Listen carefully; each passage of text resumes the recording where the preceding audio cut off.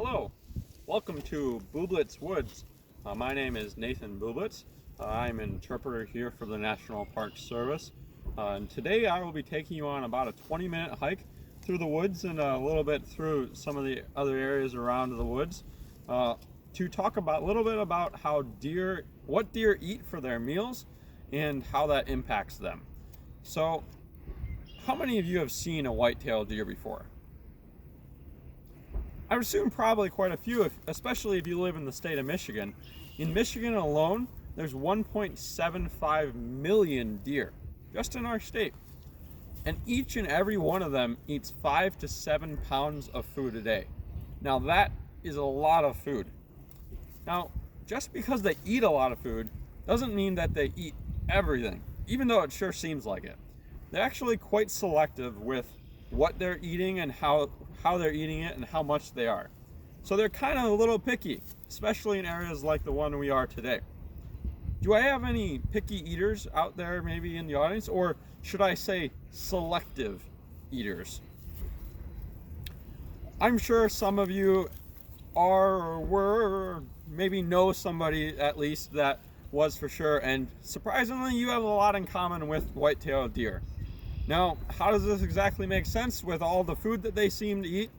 Well, I guess you're just going to have to come along with me and find out. So we're going to be going right to start off to our stop number 1, and we're going to be heading into this woods, into Bublitz Woods. So please do watch your step. There is some, and also watch your head. There's some points you might have to duck.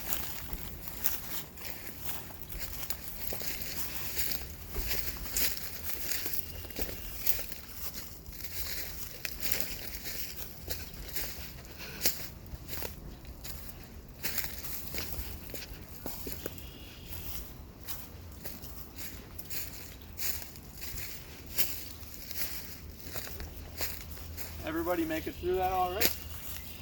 Come on, keep coming right this way.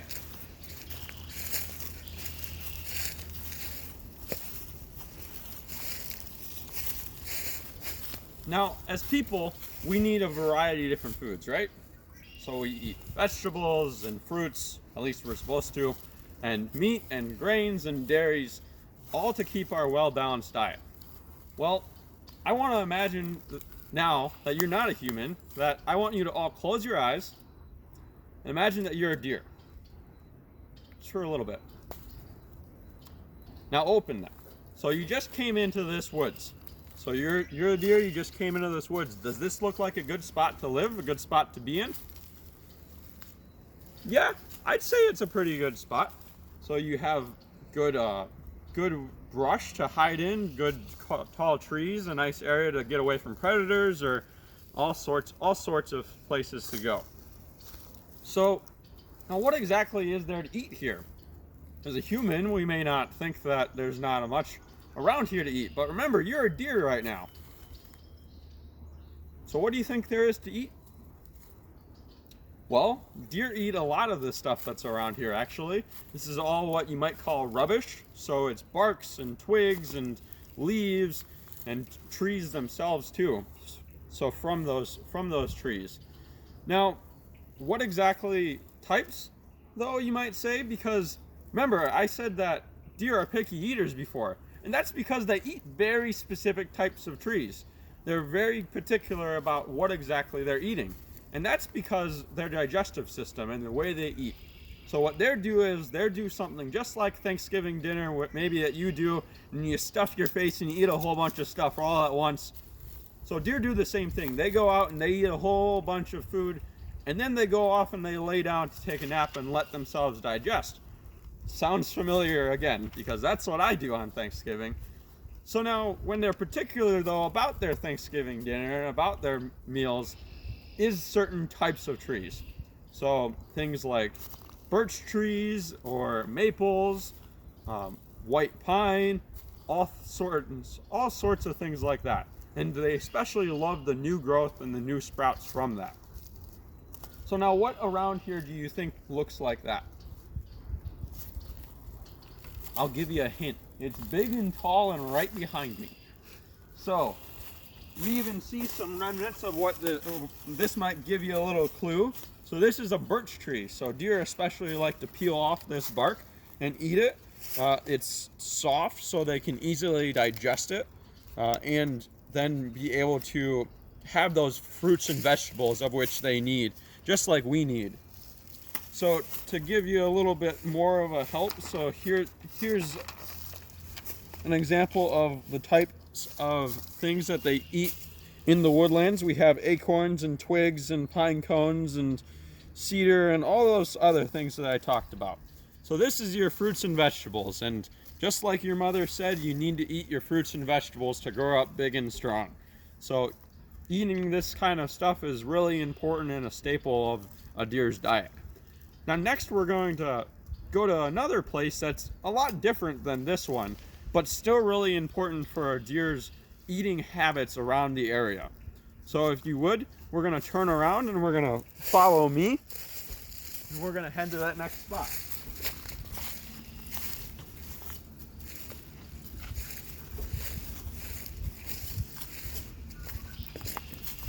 Again, watch your heads right here.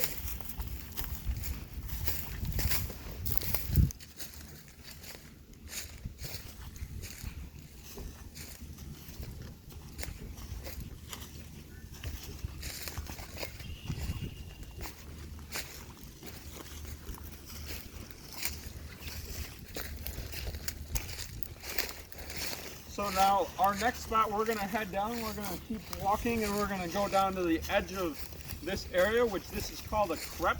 That's common between fields and then woods. And we're going to walk right to the corner over there where those two different types of fields meet. Now along the way though, I think it's important for all of us to take a little moment to stop and listen when we're walking to what we might be hearing from the woods and from nature. As well, then, who knows, we may even get lucky and see a white-tailed deer ourselves. So we're just going to keep on walking, and we're going to try to be quiet as we can.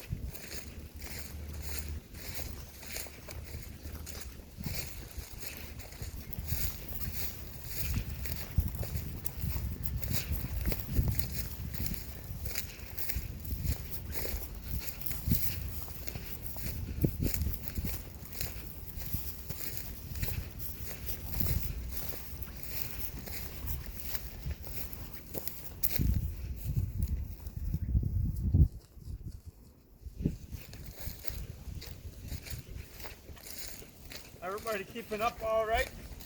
Keeping up?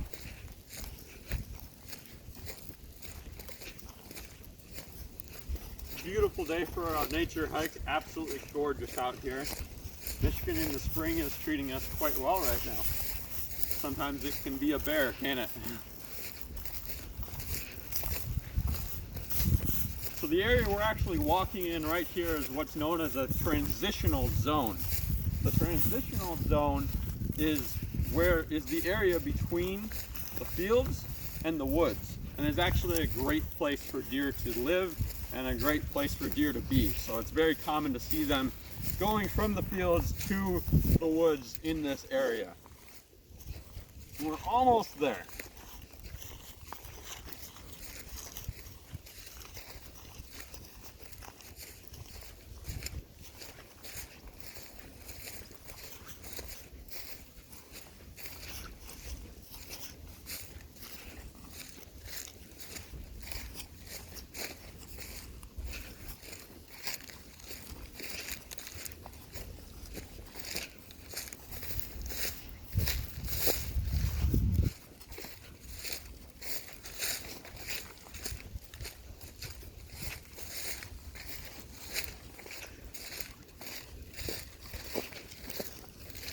even see some deer trails going in from the field to the woods. You can see it walked and crowded right there.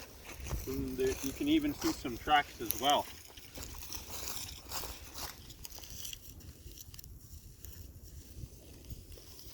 Alright, so come on right over here. Meeting right at the corner of these two fields.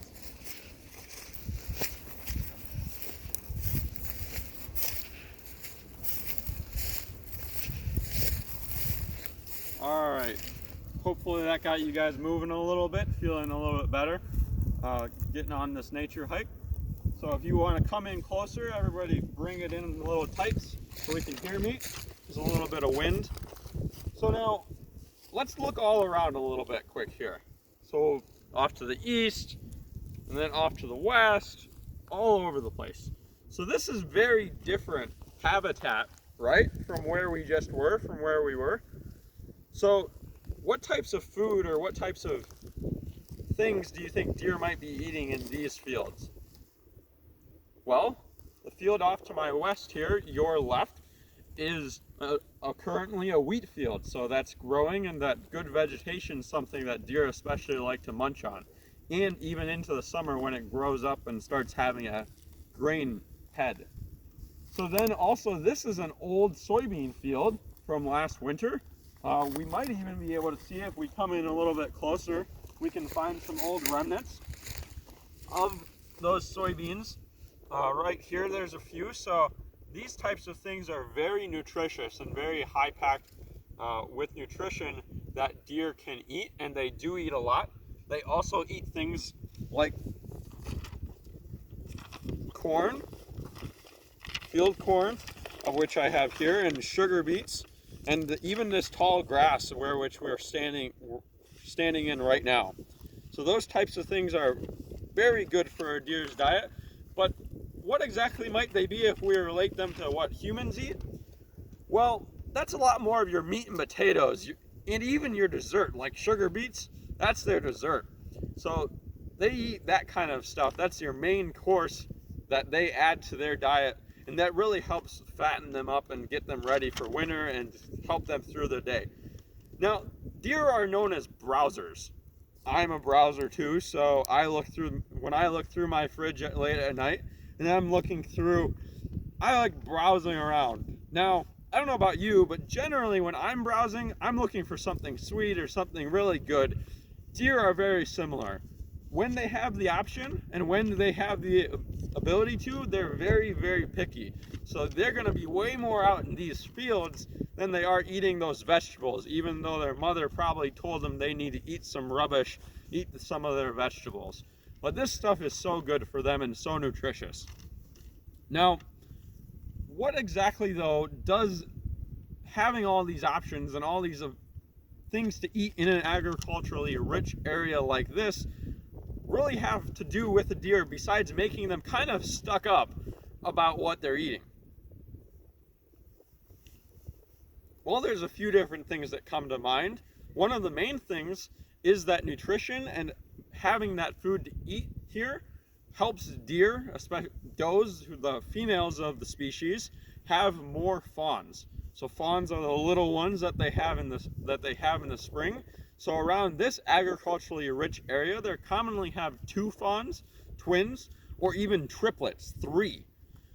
Now, areas up north in the upper peninsula of Michigan, or in the northern lower peninsula, where there's not nearly as many fields and a lot more just woods, of which we started in, they're eating a lot more rubbish and not eating this very nutrient high packed foods. So they will commonly only have 1 or maybe 2. So we see a big difference in the size and health of that population then. Another thing is, for the bucks specifically, they grow things called horns. Now they shed these horns, and they shed these antlers every year actually, and they regrow them then in the following spring and summer. Now, having a good diet and eating different types of things and these very specific nutrient high packed things helps them grow their horns bigger and stronger and sturdier.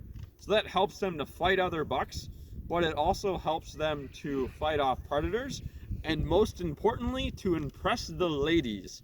So it's very important for bucks to have a good diet then in the summertime when they're growing their horns. And now the last thing is that it really keeps the health of this deer population a lot stronger. A lot of deer actually will die of starvation in the wintertime due to the lack of food when snow and ice covers all this good vegetation that we're talking about here today. And really that puts a big toll on the deer population. Roughly they lose between 25 to 30% of their body weight, but any more than that and it really is fatal. Around this area they eat a lot more and they put a lot more fat on throughout the spring, summer, and fall to prepare for the winter, and sometimes there's even some things left, maybe like some of the soybeans we saw earlier, that they can scrounge up and eat and survive. So we see that we have a much healthier and a much stronger population to fight against the winter here because they're able to eat these things that are kind of like our meat and our grain and our dairy that we have. So now we're gonna head back towards where we started and talk and conclude the program a little bit, but I want to make sure that you can all come to where we started at and you don't get lost. So if you'd all come with me right here this way. And once again, I feel there's a great benefit in being able to sit and to listen to nature and be able to see what we might see. So we're gonna walk in relative silence. If you see something, you might want to nudge your neighbor so that they can see it and the entire group can. So we'll just keep on coming right this way.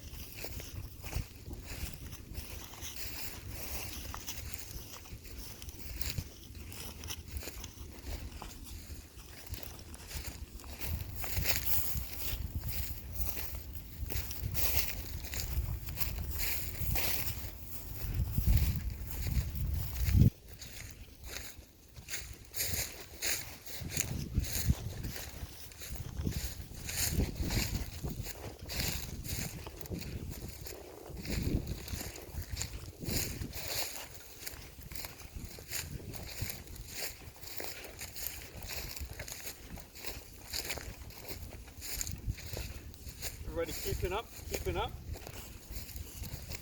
All right, so has anybody learned anything maybe about what a white-tailed deer eats?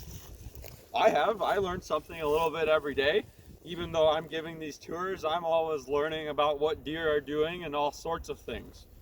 So what types of habitat do they really thrive in and can they eat stuff from? Well, as we saw, woodlands and transitional areas, and as well as fields where they get that good hearty food, which is very important for their well-balanced diet. As well then, we can see that having those habitats is very good for that diet and allowing them to stay strong and to grow up with a good population, which is another point of what exactly does that food do besides just help the population? Well, it helps bucks grow horns big and strong, and as well it keeps all deer going through the winter to survive starvation, of which plagues many deer. So through this nature hike, I hope that you have all enjoyed yourself. I also hope that you have learned a little bit about white-tailed deer eating habits and that they're a little bit pickier than we might find, but that's to grow up strong and to have a good population. So if you have any questions about the program or about the site, I'll be happy to stay here and answer them for you. As well though, I do want to remind you that tomorrow at noon, there will be a Songbirds of Michigan program starting at the Visitor Center. As well then on next Tuesday at 6 o'clock, there will be a Basics of Sucker Spearing starting right there. So I thank you again for being an amazing audience, and I hope that you all have an excellent day.